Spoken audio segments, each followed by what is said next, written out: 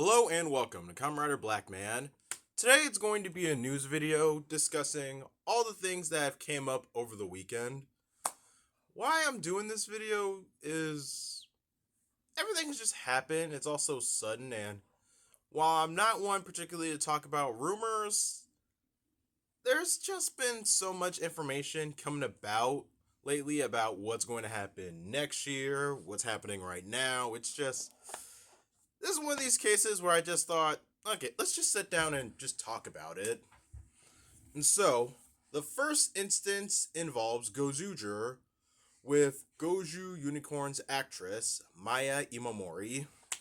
And so, over the weekend, news broke out that Maya Imamori was let go from her agency and fired from Toei for underage drinking.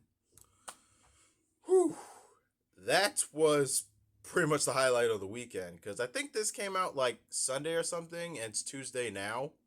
To which, by the way, I meant to upload this video Monday, but this is my second recording, and the first one, it didn't really feel right, and I felt stuck the whole day trying to film. But now I'm surprisingly a bit better.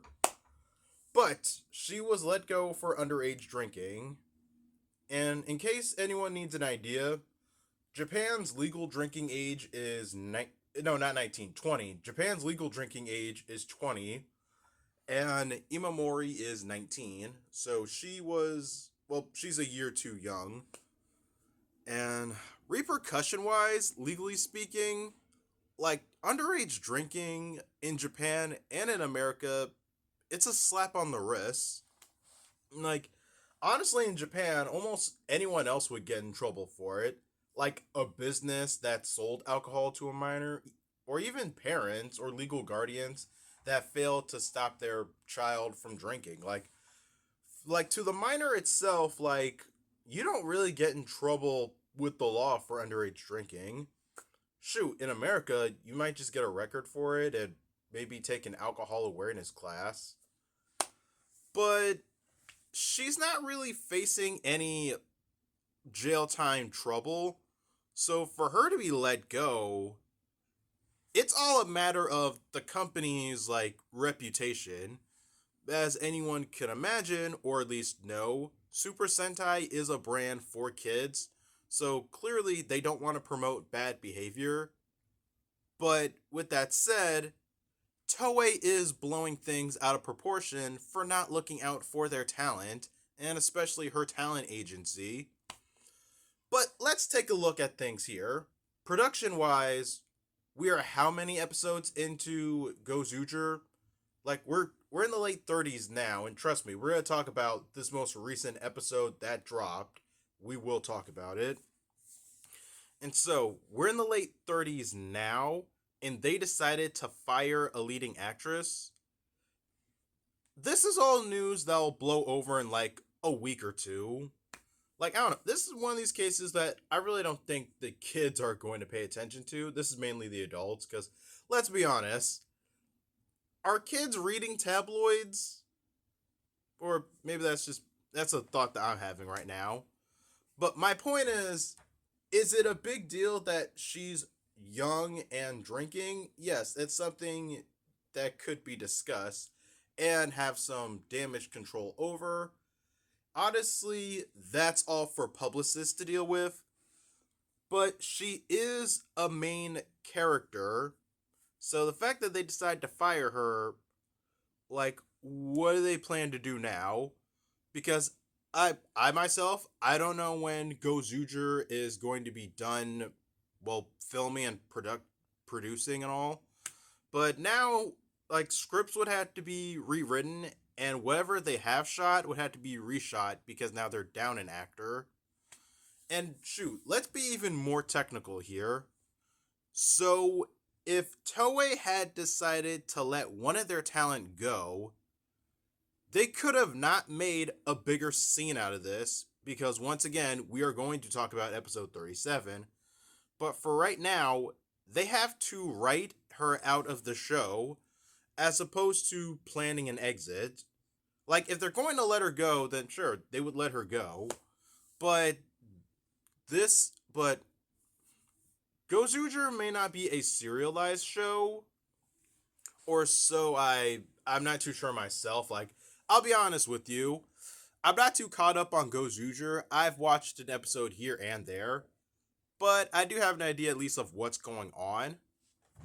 And so, but anyone would notice why her actress is not there. So as opposed to planning an exit for her, they can't do that. They now have to write around the fact that she's not there. And this isn't an issue that Toei has faced before. They have a history of writing out actors. Like, think about it. In Go Ranger, the first Key Ranger had to leave temporarily to be in a play. So they had a new person come in to cover for him for the time being. Shoot, in Battle Fever J, they gave Battle Cossack enough courtesy to write him out of the show because the actor had just gotten married and I think he wanted to start a family. Shoot, even think about, well, this one was a bit more sudden. When Vol Eagle 1 was leaving the show and Vol Eagle 2 was coming in to replace him, that's not really a good example because that just happened all of a sudden. And I believe the reason why is because Vol Eagle 1's actor was a singer and was about to go on tour. Like, yeah. And we all know about the first Yellow 4 behind the scenes and why, so on there. So, my point is, this is nothing unfamiliar for Toei.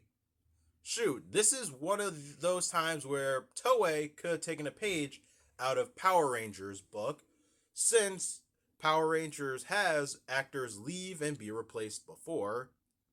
But at least in those cases, they were actually set up for them. Here it's just, well, what are we going to do now? Now, I don't condone underage drinking, and I never will because I just never will. I'm 26, and I'll admit Anywho, my point is, I do not condone underage drinking, but I do feel for Maya Imamori because she's had an eventful year. Like, I think a month or so ago, she was caught in, like, that other scandal where apparently she was having an affair with Gozyu Wolf's former stunt actor.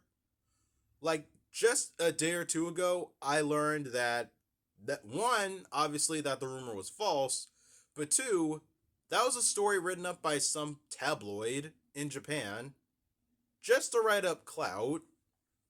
Like, no. And honest to God, like, she's been dealing with a lot of crap this past year. People just finding whatever reason to be prejudiced to her, and it is ridiculous. Mind you, she's half Japanese, half Filipino, so what do you have to be prejudiced about? Sure, I think I found out about this from Anime Secrets 2 that I believe Gokai Pink's actress is also half Filipino. And everyone loves Gokaiger, including her. But seriously, this girl's only 19 years old and her career is just starting. And it's ridiculous that all Toei cares about is maintaining their image for kids. Like, this is ridiculous. Like, But, okay. Toei, right now I'm at a loss for words because of how much Toei's fumbling. So let's just talk about episode 37 with how they keep fumbling. Episode 37 of Gozyu is the single worst episode of Gozyu. The worst. Why is it the worst? Because your attention is not on the story. Your attention is on the fact that they edited out Sumino's actress for the entire episode. Even in the opening credits, like, the most you see of Sumino is in suit as Gozyu Unicorn. I don't think she speaks or anything. Like, firing her wasn't enough. Instead, this episode had to freaking shun her. Like this is just petty. They had to know this episode was going to get negative reception because they made it so obvious. Like, and while we're at it too, a promo was linked out online for episode 38, which was going to be a Sumino focused episode. Apparently, that accidentally got broadcasted. How do you accidentally broadcast an episode?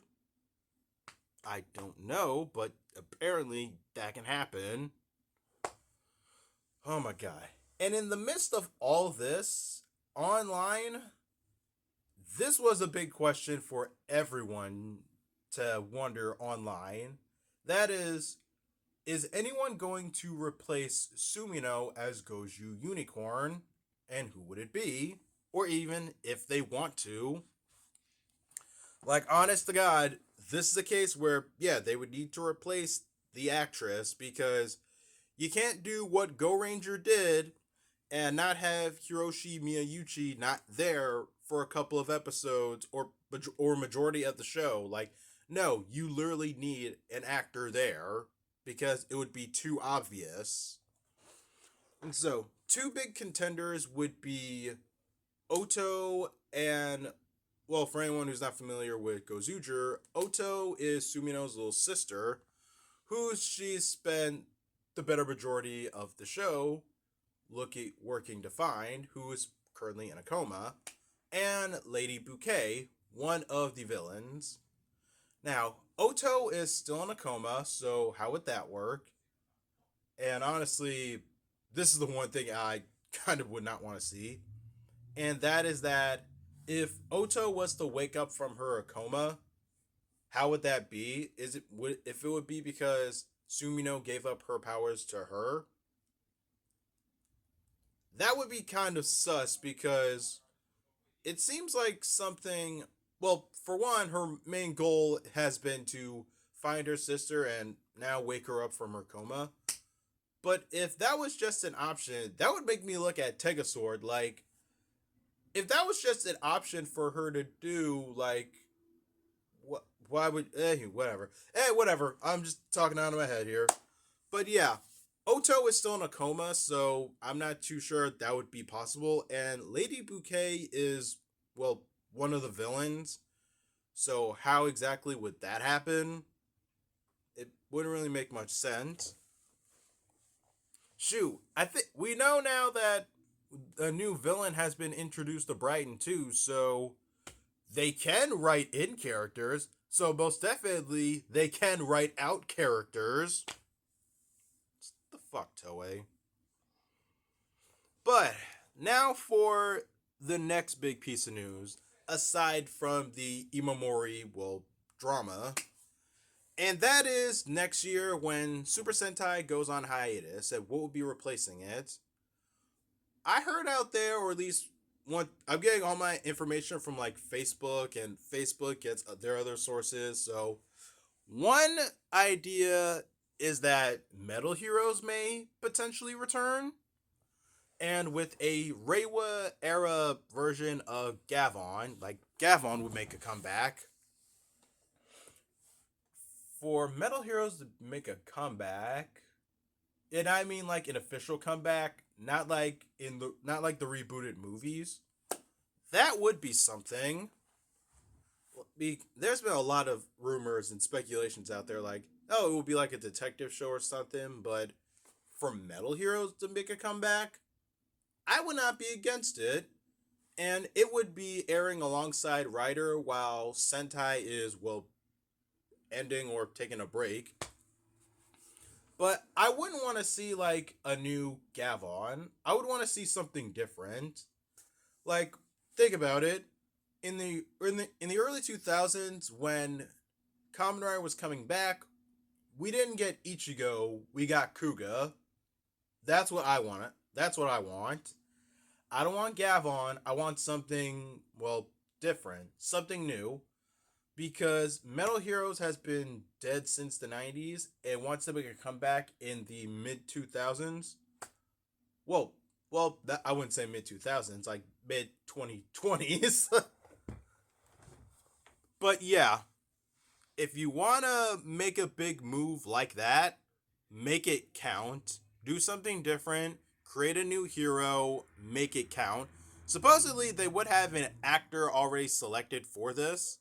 So yeah, definitely do something, well, new. Otherwise, what would be the point of giving Sentai the boot if you're not having something new and potentially profitable? And shoot, and if Metal Heroes is making a comeback, here's a curious question that I thought of, and that is, would I want Hasbro to take a swing at adapting Metal Heroes? No, I wouldn't. I would not want Hasbro to touch Metal Heroes. Like, if Hasbro has dropped the ball with Power Rangers, why would letting them touch another brand of Toei's be helpful? Like, no, I don't want Hasbro to try to adapt Metal Heroes because they just don't give a rat's ass about it. Well, let me rephrase that.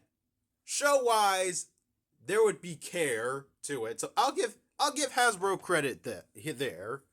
Like, for a show, I bet like the writers and whatnot would care, and we could get a good show from it.